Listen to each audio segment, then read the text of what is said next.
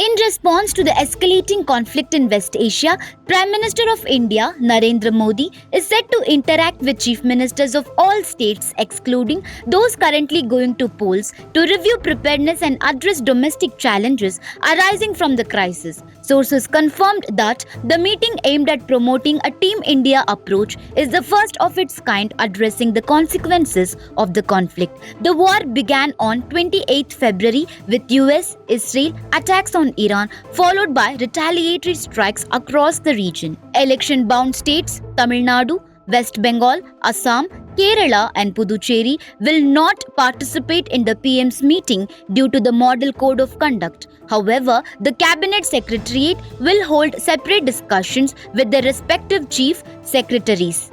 The Prime Minister emphasized that India is moving forward confidently and confronting challenges head-on, despite the intensifying domestic pressures. States like Karnataka, Tamil Nadu and Uttar Pradesh have already reported disruptions in restaurant and hotel operations, with many switching to traditional firewood due to critical commercial LPG shortages. Manufacturing activity has slowed to a 4.5-year low, affecting key sectors including fertiliser, aluminium and semiconductors.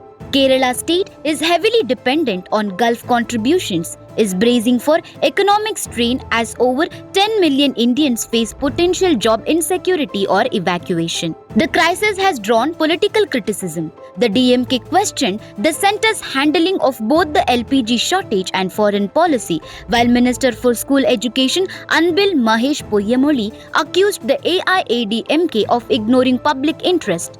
He highlighted the proactive measures taken by Chief Minister M.K. Stalin, including an emergency meeting and letters to the Prime Minister warning that BJP negligence had worsened the situation. In Maharashtra, Chief Minister Devendra Fadnavis flagged a 70% surge in diammonium phosphate fertiliser sales, attributing the increase to panic buying. He cautioned against hoarding and reassured citizens that fuel and essential supplies are sufficient, urging calm and rational behavior. As India navigates the economic and social impact of the West Asia conflict, the Prime Minister's engagement with state leadership underscores a coordinated approach to ensure stability and preparedness during this period of uncertainty.